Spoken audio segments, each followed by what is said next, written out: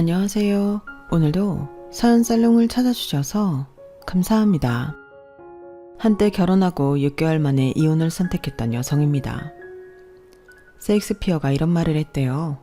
인간의 본질은 안 바뀐다. 다만 가려질 뿐이다. 저는 이 말에 전적으로 동의해요. 특히 이번에 이혼을 결심하면서 그 말을 뼈저리게 느꼈거든요. 사람을 쉽게 용서한 결과가 엄청난 배신으로 돌아온다는 걸 진작 알았더라면 애초에 결혼 같은 건 하지 않았을 텐데 내가 내 발등을 찍은 기분이라니까요. 그래서 뒤늦게나마 결심한 이혼이었는데 제가 이혼을 하면서 가장 많이 들었던 말은 있었어요. 배부른 소리 한다. 한마디로 네 주제에 그 정도면 결혼 잘한 거지. 무슨 욕심이 그렇게 많아서 이혼을 하냐는 의미일 거예요. 도대체 무슨 근거로 제가 결혼을 잘했다고 생각하는 건지 잘 모르겠지만요. 아무튼 혼자 벙어리 냉가슴 앓기 싫어서 이렇게 공개적으로 제 남편과 시댁의 만행을 고발하려 합니다. 저는 딸만 둘인 집에 둘째 딸로 태어났어요. 우리 자매는 동네에서 소문이 자자했는데 그건 생김새 때문이었어요. 언니와 저는 1살 터울이 지는데도 생김새가 비슷하고 성격도 비슷해서 어릴 때부터 쌍둥이 같다는 소리를 많이 듣고 자랐거든요. 언니 별명은 큰 쌍둥이, 그리고 제 별명은 작은 쌍둥이였는데 언니랑 저는 그 별명을 꽤나 좋아했어요. 마치 우리가 둘이 아닌 하나인 것 같은 소속감을 느낄 수 있었거든요.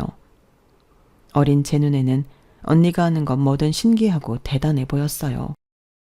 그래서 옷도 그렇고 가방이랑 신발도 그렇고 늘 언니가 쓰는 걸 따라하곤 했어요. 그래서 사람들이 언니랑 저를 쌍둥이로 오해했는지도 모르겠네요. 언니랑 저는 자라는 동안 단 한 번도 싸운 적이 없을 정도로 오해가 깊었어요. 그렇게 사이가 좋던 언니와 내가 처음으로 싸움을 하게 된 건 다름 아닌 남자 때문이었어요. 언니랑 같은 유치원에 다니던 오빠였는데 엄마들끼리 친했기 때문에 저희 집에도 자주 놀러 오곤 했어요. 이전까지는 언니는 늘 제 독차지였는데 그 오빠가 나타난 이후로는 저를 들러리로 전락해버린 거예요. 동갑내기에 같은 유치원까지 다니고 있어서 둘은 무척이나 친했던 탓에 둘 사이에 제가 낄 틈이 없더라고요. 우리 언니한테 나보다 더 친한 친구가 있다는 사실을 어린 저는 받아들이기 힘들었어요. 그래서 그 오빠가 놀러 오는 날이면 괜히 심통을 부리고 짜증을 내곤 했어요. 그런데 그 오빠 심보가 참 고약한 게 제가 심통이 나 있는 걸 알면서도 일부러 저를 쿡쿡 찌르며 자극을 했다는 거예요. 그 장난은 제가 울음을 터뜨릴 때까지 이어졌어요. 소야 그만해. 내 동생 울잖아. 오빠는 언니가 나서서 말리고서야 저를 놀리는 걸 멈추곤 했어요. 그래서 저는 수호 오빠가 우리 집에 오는 게 진저를 칠 정도로 싫었지만 엄마끼리도 그렇고 언니랑도 워낙 친한 친구 사이라서 언니가 초등학교에 들어간 이후에도 여전히 저희 집에 자주 놀러 오곤 했어요. 태어나서 처음 우리 언니를 뺏긴 것 같다는 생각이 들게 만들었던 수호 오빠는 중학교에 들어가던 무렵 미국으로 이민을 떠났어요. 오빠네 아빠가 미국 지사로 발령을 받았거든요. 언니는 절친이 떠났다는 사실에 많이 슬퍼했지만 그와는 반대로 저는 하늘을 나는 기분이었어요. 어찌나 신이 나던지 가만히 있어도 비실비실 웃음이 날 정도였어요. 그런데 그런 기쁨도 잠시, 경쟁자가 사라진 지 얼마 되지 않아서 저는 하늘이 무너지는 일을 겪게 되었어요. 중학교 입학식을 앞두고 감기에 걸렸던 언니가 나을 기미를 보이지 않는 거예요. 약도 먹고 오렌지 주스도 빠지지 않고 마셨지만 결국 폐렴으로 악화됐고 어느 날 밤 심하게 열이 오르더니 응급실에 실려간 지 1시간도 안 돼서 그대로 하늘나라로 가버렸어요. 언니가 죽었다는 게 실감이 안 났어요. 금방이라도 내 이름을 부르며 달려올 것만 같았거든요. 엄마는 울다 지쳐 실신을 하는 바람에 장례식장을 지키지 못했어요. 아빠랑 저랑 둘이서 언니 영정을 지키게 되었는데 저는 영정 사진 속 언니랑 눈도 마주칠 수가 없었어요. 겁이 났거든요. 언니 영정사진을 똑바로 바라보면 진짜로 언니가 죽었다는 걸 인정하게 될 것만 같아서요. 언니 장례식을 치르고 저는 며칠을 알아누웠어요. 내 몸의 절반이 날아간 것처럼 만신창이가 되어서 온전히 살아갈 수 없을 것만 같았으니까요. 꿈에서는 늘 언니를 찾아 헤매고 눈을 뜨면 하염없이 눈물만 흘렸어요. 언니가 사라진 집안은 캄캄한 동굴같이 변해버렸어요. 식구들 누구도 전처럼 웃고 떠드는 사람이 없었어요. 외할머니가 오셔서 반찬도 챙겨주었지만 제대로 밥을 넘기는 사람은 없었어요. 온 가족이 시든 화초처럼 말라 비틀어진 것 같았어요. 언니가 세상을 떠난 그날부터 우리 집에는 웃음이 사라져버렸고 생기 없는 사막처럼 돼버렸어요. 하지만 그게 끝이 아니었어요. 언니의 죽음만으로도 힘든 판에 저는 또 다른 시련을 겪게 되었거든요. 가끔씩 엄마가 저랑 언니를 혼동하는 일이 벌어진 거예요. 저를 끌어안고 언니 이름을 부르며 오열하기도 하고 때로는 저를 귀신이라도 본 듯한 눈으로 바라보며 끌어안고 기뻐서 어쩔 줄 몰라 하기도 했어요. 화정아, 우리 화정이 맞지? 내 딸 화정이 맞는 거지? 엄마가 얼마나 보고 싶었는 줄 알아? 우리 화정이가 보고 싶어서 엄마가 미치는 줄 알았어. 저를 끌어안고 좋아서 어쩔 줄 몰라 하는 엄마를 보니까 내 가슴이 칼로 난도질 당하는 기분이었어요. 한참을 엄마 품에 안겨있던 저는 엄마의 기분을 해치기 싫어서 기어들어가는 목소리로 말을 했어요. 엄마, 나 수정이야. 그러자 엄마는 입가의 미소를 싹 지우고는 마치 제가 더러운 것이라도 되는 양 소스라치며 저를 밀어냈어요. 그리고는 싸늘한 표정으로 방으로 들어가 버리더라고요. 엄마 못지않게 그 상황이 당황스럽기만 했던 저는 엄마가 방으로 들어간 지 한참이 됐는데도 여전히 그 손길이 내 가슴팍에 남아있는 것 같았어요. 매정하고 싸늘한 그 느낌이요. 나는 아무 짓도 하지 않았는데 왜 내가 그런 대접을 받아야 하는 건지 이해도 안 가고 서운하고 서글픈 마음뿐이었어요. 그때 엄마한테 받은 상처는 수십 년이 흐른 지금까지도 제 마음속에 찌꺼기처럼 남아있어요. 문제는 엄마가 그 후로도 좀처럼 나아지지 않았다는 거예요. 부모는 자식이 죽으면 가슴에 묻는다고 하더니 엄마 가슴속에는 온통 언니뿐이었던가 봐요. 더 이상 아빠도 저도 보이지 않는 것 같았어요. 곁에 남은 가족은 외면하고 세상에 없는 언니만 찾아 헤매셨거든요. 결국 엄마의 이런 모습에 아빠는 엄마와 서서히 멀어졌어요. 처음 1년은 엄마가 나아지길 바라며 아빠도 저도 무조건 엄마 기분에 맞춰드렸어요. 그러다 1년이 지나고 2년이 지났지만 엄마는 여전히 나아질 기미가 보이지 않았어요. 오히려 상태가 더 심각해져서 아빠와 저한테 히스테리까지 부리기 시작했어요. 급기야 더는 참을 수 없었던 아빠가 엄마한테 이혼을 요구했어요. 당신만 힘들어? 당신만 자식 잃었냐고. 나도 수정이도 화정이 그렇게 보내고 하루도 마음 편한 적 없었어. 길 가다가 화정이랑 같은 학교 교복만 봐도 목구멍이 콱 막히는 것처럼 숨도 쉬기 힘들다고. 나도 당신처럼 슬프면 슬프다고, 보고 싶으면 보고 싶다고 마음 내키는 대로 다 하고 싶어. 그런데 왜 참는 줄 알아? 아빠니까, 가장이니까. 내가 그러면 당신도 수정이도 더 힘들 걸 아니까 참는 거라고. 우리한테 죽은 딸만 있는 게 아니잖아. 수정이도 있다고. 지 언니 잃고 어린 게 부모 앞에서 힘든 티 안 내려고 노력하는 게 뻔히 보이는데 부모인 내가 어떻게 티를 내겠어. 당신도 엄마잖아. 남아있는 자식이라도 품고 살 생각을 해야지. 왜 죽은 자식만 붙들고 사느냐고. 나도 이제 지쳤어. 더는 당신이랑은 못 살겠으니까 우리 헤어지자. 수정이는 내가 키울게. 어차피 당신한테 보내봤자 제대로 키우지도 못할 테니까. 그렇게 부모님은 제가 중학교 2학년이 되자마자 이혼을 하셨어요. 그 바람에 새학기가 시작된 지 한 달도 안 된 상황에 저는 전학을 가게 되었어요. 원래 살던 집에서 그대로 살 수도 있었지만 아빠가 반대를 하셨거든요. 언니의 흔적이 남아있는 집이기도 하고 동네 사람들이나 학교에서도 우리 집 사정을 다 알고 있는 처지라 아무래도 제가 전처럼 생활하기 힘들 거라고 생각해서 그런 결정을 내리신 거예요. 전학간 학교에서는 저희 집이 이혼 가정이라는 것만 알 뿐 세세한 사정은 모르니까 차라리 편하긴 했어요. 대신 교우 관계도 그렇고 모든 걸 다 새로 시작해야 한다는 게 문제였지만요. 새로 이사 온 집도 그렇고 아빠랑 둘이 살게 된 것도 그렇고 새로운 동네, 새로운 학교, 새로운 친구들 모든 게 다 낯설었지만 오히려 그래서 전부 다 살만했어요. 내 숨통을 막고 있던 커다란 바위가 더는 느껴지지 않았거든요. 이젠 그냥 다 잊고 나만 생각할 수 있을 것 같았어요. 언니랑 엄마한테 더는 죄책감 느끼지 않고 살고 싶어졌거든요.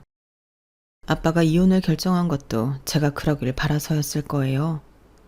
그래서 길을 쓰고 살기 위해 발버둥을 쳤어요. 그 결과 성적도 많이 오르고 학교에 적응도 금방 할 수 있었어요. 아빠는 언니가 살아있을 때처럼 제게 살갑지는 않으셨지만 그래도 부모로서 최선을 다하려고 노력하시는 것 같았어요. 모르긴 해도 아빠도 나처럼 부단히 노력하고 있다는 걸 알 수 있었거든요. 우리 집은 전보다 많은 게 자유로워졌지만 딱 하나 금기어가 생겼어요. 누가 먼저 그러자고 한 건 아니었지만 아빠도 저도 언니랑 엄마에 대한 얘기는 꺼내지 않게 되었거든요. 비록 단란했던 우리 집은 2년 사이에 산산조각이 나버렸지만 그 안에서도 희망은 있고 살아가야 할 의미가 있다는 걸 알게 됐어요. 산 사람은 살아야 한다. 잔인하지만 이보다 현실적인 말도 없다는 걸 누구보다 뼈저리게 느끼며 살았어요. 그 결과 남들이 부러워할 만한 대학도 들어가고 평범한 사람들처럼 연애도 하고 실현도 하면서 남들같이 살 수 있었어요. 그리고 첫 직장에 입사해서 미래의 내 남편도 만나게 되었어요. 제가 입사 2년차가 되던 해였는데 저희 부서 대리였던 남편과 관계가 발전하게 된 거예요. 한 직장 같은 부서에 다니고 있어서 서로에 대한 일거수일투족을 알 수 있다는 장점은 있었지만 그와는 비교할 수 없을 만큼 단점이 있었어요. 저희 회사는 사내 연애가 금지된 곳이라서 비밀 연애를 해야 한다는 거였죠. 처음엔 비밀 연애가 스릴도 있고 같은 부서 사람들을 속인다는 거에 은근히 쾌감이 있었어요. 하지만 회사에 있을 때 매 순간 긴장을 해야 한다는 게 너무 피곤하더라고요. 혹시라도 말 한마디 잘못해서 들키면 어쩌나 조마조마해서 어떻게든 남편이랑 어울리지 않으려고 노력했어요. 점심 먹을 때도 일부러 남편을 피하려고 혼자 사무실에서 샌드위치로 때우기도 하고 괜히 다른 부서 사람들이랑 어울려서 먹기도 하고 아무튼 하나하나 얼마나 신경 쓰이고 불편했나 몰라요. 근데 그러던 와중에 생각지도 못한 상황이 벌어진 거예요. 뭐? 임신? 확실한 거야? 테스터로 3번이나 확인했는데 전부 2줄이었어. 내일 반차 내고 병원에 가보려고. 만나는 동안 결혼 얘기가 없었던 건 아니지만 그렇다고 진지하게 결혼 계획을 세웠던 것도 아니었어요. 그저 막연히 우리 결혼하면 저런 집에서 살까? 야외 결혼식도 괜찮지 않을까? 이런 정도의 대화가 고작이었으니까요. 그런 상황에 산부인과에서 임신 진단까지 나오자 남편도 저도 완전 패닉 상태에 빠졌어요. 당장 양가 부모님께 말씀드리는 것도 문제였지만 그보다 회사에 이 사실이 알려지면 분명 권고사직을 당할 게 뻔하다는 거였어요.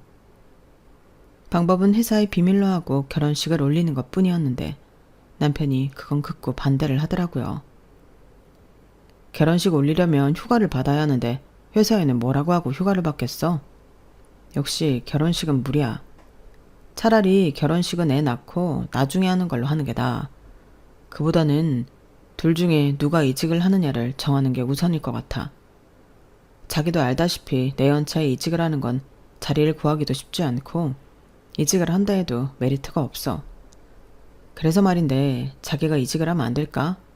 대리직급은 티오도 많고 아무래도 회사에 적응하는 것도 훨씬 낫잖아. 남편 말이 틀린 건 아니지만 그래도 임신까지 한 채로 다른 회사로 이직을 하는 게 선뜻 내키진 않았어요. 현재 임신 4주차라서 몇 달 사람들 눈을 속일 수는 있겠지만 그래도 6개월 차를 넘어서면 더는 불러진 배를 가릴 수가 없기 때문에 감출래야 감출 수가 없거든요. 그러니 최대한 시간을 끈다 해도 5개월 남짓밖에는 안 된다는 소리였어요.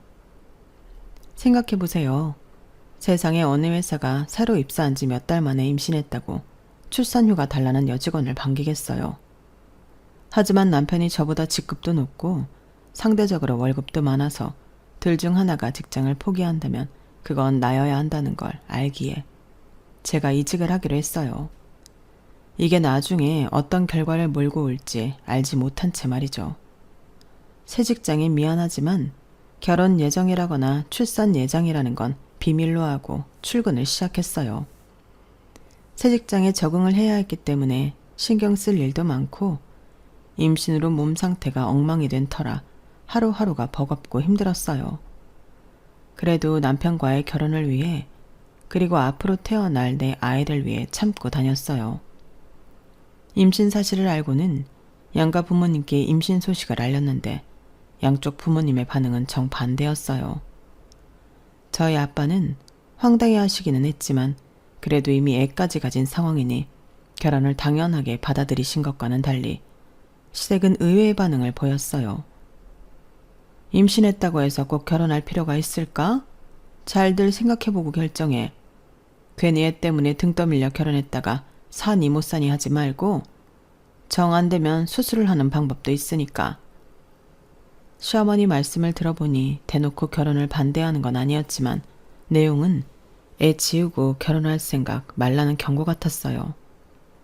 바보가 아닌 이상 어머님의 의중을 모를 리 없었기에 집으로 돌아오는 차 안에서 남편과 대판 싸웠어요.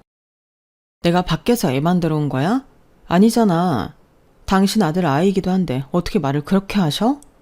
수정아, 우리 엄마가 뭐라 그랬다고 이렇게 화를 내. 결혼하지 말라고 반대를 한 것도 아니고 신중하게 생각하고 결정하라고 하신 건데 그게 뭐가 잘못됐어? 너 요즘 너무 예민한 것 같아. 아무리 임신하면 성격이 변하는 여자가 있다지만 그래도 넌 너무 심해. 남편은 지나가는 말로 제게 너무 예민하게 반한 거 아니냐고 말했는지 모르겠지만 저는 그 말에 순간 철렁했어요. 그건 제가 경험했던 안 좋은 기억 때문이었어요. 언니가 세상을 떠나고 엄마가 조금씩 변하기 시작했을 때 저희 부모님은 자주 말다툼을 하셨는데요. 그때 아빠가 엄마한테 가장 많이 했던 말이 바로 예민하다는 거였어요. 무슨 말만 하면 정색을 하며 꼬투리를 잡고 발악을 하니까 아빠가 말을 걸기 힘들다고 푸념하며 하셨던 말이었죠. 그 후로도 엄마의 예민함은 점점 더 심해졌고 결국엔 앞에서 말씀드린 것과 같은 상황이 되어버렸어요. 그래서 제게는 예민하다는 말이 일종의 공포처럼 다가왔어요. 내가 엄마를 닮아 우리 가정을 파괴할지 모른다는 두려움으로 말이에요. 아빠와 이혼을 하고 정신과 치료를 받으며 요양원에 계시는 엄마를 떠올릴 때마다 혹시 나도 엄마처럼 될지 모른다는 공포심이 이번 일로 또다시 수면 위로 올라와 저를 괴롭혔어요. 그래서 내 잘못이 아님에도 불구하고 움츠러들기 시작했어요. 시어머니께서 수술 얘기를 꺼낸 뒤로 남편도 살짝 흔들리는 눈치였어요. 말로는 남들 앞에서 축복받는 결혼식이 낫지 않겠냐며 지금 이런 식으로 결혼을 하면 식도 당장 올릴 수 없고 아이를 낳을 때 출산 휴가를 받아야 하는 저로서는 회사에 안 좋은 이미지를 줄 수밖에 없다고 했지만 그게 결혼을 미루려는 진심인지 아니면 다른 의도가 있는 건지 잘 모르겠더라고요. 그런데 지금까지 별말 없으시던 저희 아빠가 이 문제를 두고 강경하게 나오셨어요. 성인이라면 응당 자신이 벌인 일에 대해 책임을 질 줄 알아야 하네. 내 딸은 잘 다니던 직장도 버리고 전보다 못한 곳에서 새롭게 시작을 하고 있는데 자네는 뭐 하고 있는 건가? 아이는 둘이 만들었는데 설마 내 딸한테만 모든 책임을 떠넘기고 자네 어머니 뒤에 숨으려는 건 아니겠지? 아닙니다. 저도 나름대로 노력하고 있습니다. 그 노력이라는 게 시한을 넘기면 아무짝에도 소용없게 되는 걸세. 지금 내 말은 충고가 아니라 딸 가진 아버지로서 마지막 경고를 하는 거야. 석 달 안에 시골리고 혼인신고하게. 더는 안 기다려. 결국 아빠의 강경한 입장 때문이었는지 남편과 시댁에서도 더는 결혼을 미루려는 시도를 할 수 없었어요. 그런데 신기한 게 뭔 줄 아세요? 지난 한 달 동안 지지부진하던 예식장이며 신혼집구 하는 문제들이 아빠의 경고 이후 일사천리로 해결됐다는 거예요. 한마디로 남편과 시댁은 할 수 있는 걸 안 하고 있었단 얘기였죠. 그때 사실 남편한테 크게 실망을 했지만 이미 뱃속엔 애도 있었고 회사도 옮긴 데다 아빠까지 결혼을 강요하는 분위기여서 제가 뭘 어쩔 수는 없었어요. 지금 와서 남편한테 실망했으니 헤어지자고 한들 결국엔 저만 손해였으니까요. 그렇게 첫 발걸음부터 삐걱대던 결혼은 마지막 순간까지도 문제의 연속이었어요. 입사하고 몇 달 안 됐는데 결혼한다고 청첩장을 돌리자 사무실 사람들이 대놓고 말은 안 해도 뒤에서 엄청 욕을 하는 것 같더라고요. 거기다 임신 사실까지 털어놓은 상태여서 욕바지가 되는 건 당연한 일이었어요. 저 같아도 새로 들어온 직원이 그런 식의 행동을 했다면 욕을 했을 테니까요. 그런데 이런 와중에도 시어머니는 예단 문제로 트집을 잡더라고요. 상황이 상황인데 정말 중요한 것 빼고는 약식으로 할 수도 있는 거잖아요. 그런데 당신이 챙길 건 하나도 빠짐없이 다 챙기려 드는 게 너무 속물 같아 보였어요. 솔직히 예단할 돈을 집 구하는데 보태면 전세 보증금으로라도 남게 되는 돈이잖아요. 그래서 가급적이면 신혼집 구하는데 보태겠다고 하는데도 어머님은 막무가내셨어요. 집은 월세로 하더라도 당신이 요구한 예단은 빠짐없이 챙기라는 말에 정말 할 말을 잃게 되더라고요. 웃기는 건 어머님이 원하시는 예단 목록이었어요. 밍크코트의 명품백, 고급 피부관리샵, 연간 회원권까지.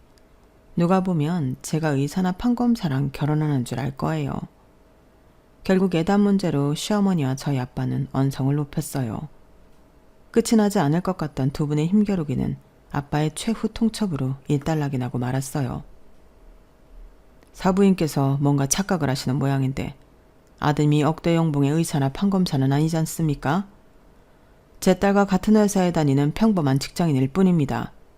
부모라면 내 자식들이 하루빨리 자리를 잡을 수 있게 도움을 줄 생각을 해야지 어떻게 자식 혼사로 자기 욕심 챙길 생각만 하십니까?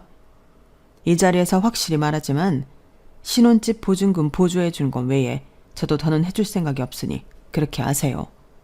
나는 내 딸 자식 결혼을 시키려는 거지 사부인 허영을 채워줄 생각은 없으니까요. 안 그래도 전세 보증금이 부족했던 남편은 보증금의 절반을 보조해 주겠다는 저희 아빠의 말에 혹할 수밖에 없었어요. 그래서 자기가 나서서 어머님을 설득하더라고요. 한국에 나오면 또 다른 문제가 앞에 놓여 있고 그 고비를 넘기면 또 다른 문제가 나타나고 정신을 차릴 수 없었던 결혼 준비는 몸과 정신이 너덜너덜해진 후에야 끝이 났어요. 그리고 드디어 결혼식 당일이 되었어요. 촉박한 일정 속에 고생만 갖춰서 준비한 결혼이었기 때문에 예식장도 마음에 안 들고 웨딩드레스도 정말 마음에 안 들었어요. 거기다 임신으로 몸 상태까지 말이 아니어서 정말 최악의 결혼식이 되고 말았죠. 그런데 결혼식장에 생각지 못한 사람이 찾아온 거예요. 어릴 때 저희 언니랑 친했던 수호 오빠가 찾아왔더라고요. 결혼식 전에 엄마랑 아빠를 찾아가 청첩장을 드렸는데 엄마들끼리 친했던 탓에 오빠네 엄마가 저희 엄마를 통해 제 결혼 소식을 들은 모양이었어요. 오빠네는 미국에서 사는 동안 고생을 많이 했던 모양이었어요. 거기에 부모님 불화까지 겹쳐서 고등학교 2학년 때 오빠네 부모님은 이혼을 하셨다더라고요. 부모님의 이혼 후 오빠는 엄마를 따라 한국으로 들어왔고 아빠는 그곳에서 재혼을 하셨다고 하더군요.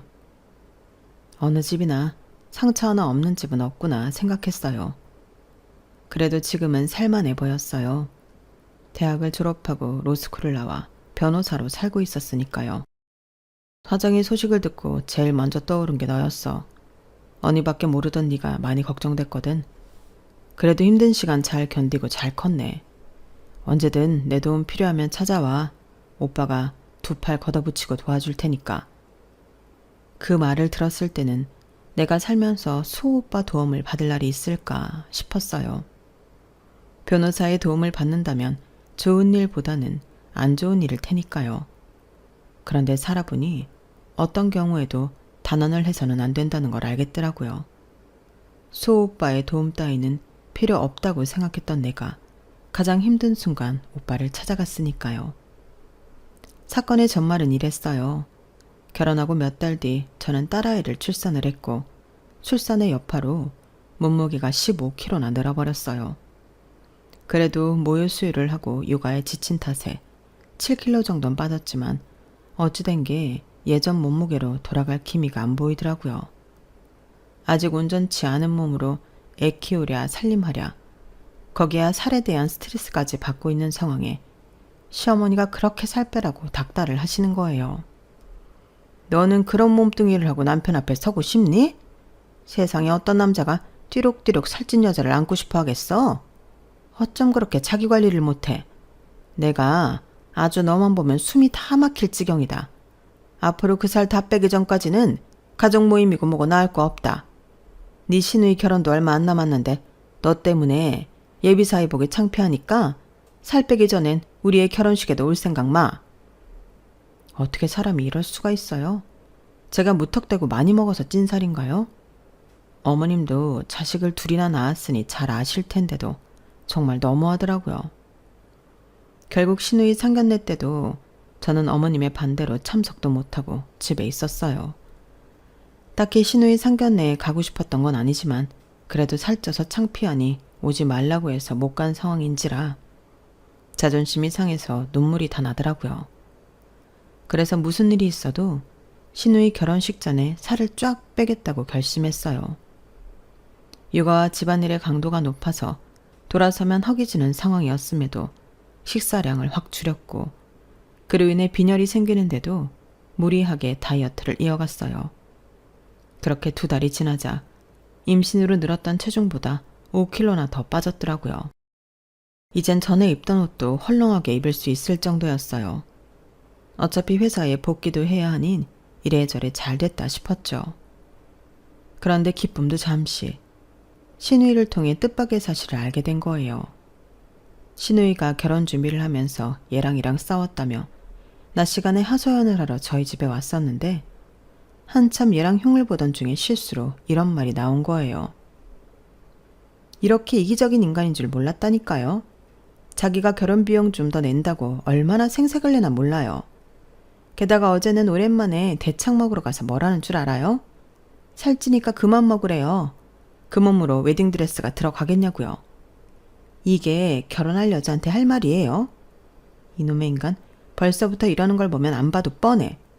우리 오빠처럼 아내가 임신하면 살찐 여자 꼴 보기 싫다고 딴 여자랑 바람 피울 인간이라고요? 그 말에 시누이도 저도 순간 멈칫했어요. 그러니까 시누이 말에 따르면 내가 임신 기간 동안 내 남편이 바람을 피웠단 얘기잖아요. 시누이는 말을 다 뱉고 나서야 자기가 무슨 짓을 벌였는지 깨달았는지 얼굴이 사색이 돼버렸어요.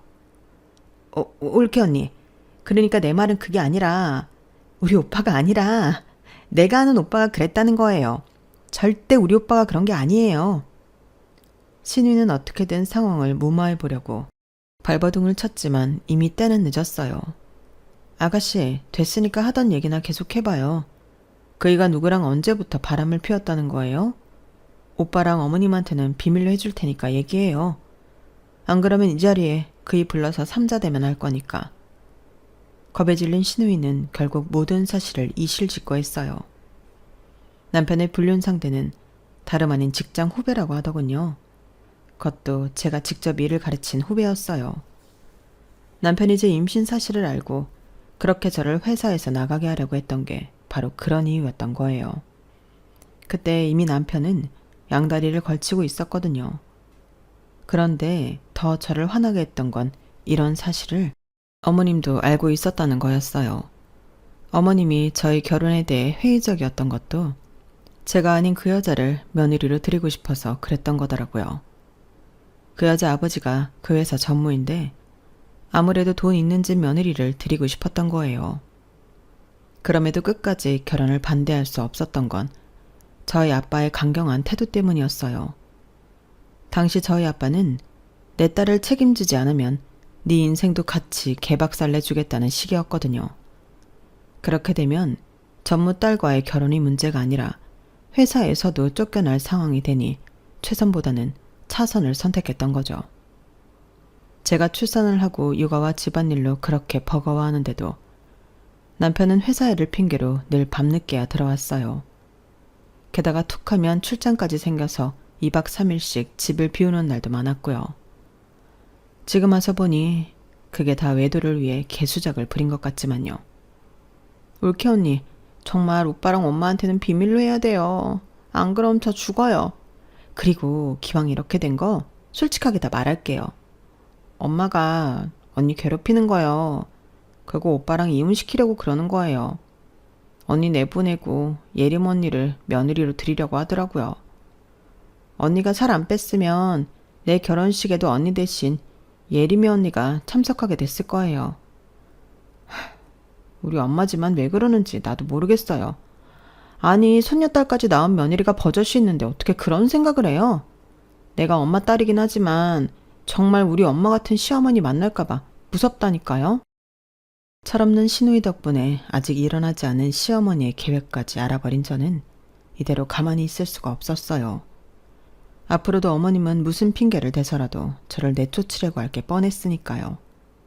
가만히 앉아서 당하느니 선제 공격을 하는 게 낫겠다 생각했어요. 그래서 시누이가 돌아간 뒤 수호 오빠한테 전화했어요. 아무래도 이런 일엔 변호사만큼 상황 정리를 잘할 사람이 없다고 생각했거든요. 제 상황을 전해 들은 오빠는 저만큼이나 엄청 화를 내더라고요. 그래서 이혼할 결심은 선 거야? 일단 이혼을 할 건지 아닌지부터 결정해야 계획을 짤 수가 있어. 너 어떻게 할 거야? 설마 이런 놈이랑 같이 살 생각은 아닌 거지? 무슨 소리야. 난 이 인간 절대 용서 못해. 내가 받은 상처에 10배, 100배로 돌려주고 싶다고. 그렇게 저는 이혼을 전제로 남편에 대한 복수를 준비했어요. 먼저 남편이 출장을 떠났던 날과 남편의 카드 내역서를 비교해 그 인간이 그 시기에 서울에 있었다는 걸 밝혀냈고, 사무장님의 도움을 받아서 남편이 내연녀와 외도를 하는 사진을 모았어요. 그 밖에도 전 직장 동료들을 통해 두 사람의 스케줄을 체크하고 뒤를 밟기도 했고요. 제게 필요한 충분한 자료가 다 모이자 본격적으로 법적 소송에 돌입했어요. 생각 같아선 회사의 두 사람이 불륜을 저지른 걸 회사 사람들한테 떠벌리고 싶었지만 그렇게 되면 오히려 제가 가해자가 되어 법적 제재를 받게 되더라고요. 그래서 수호 오빠가 생각한 건 월급 차압이었어요.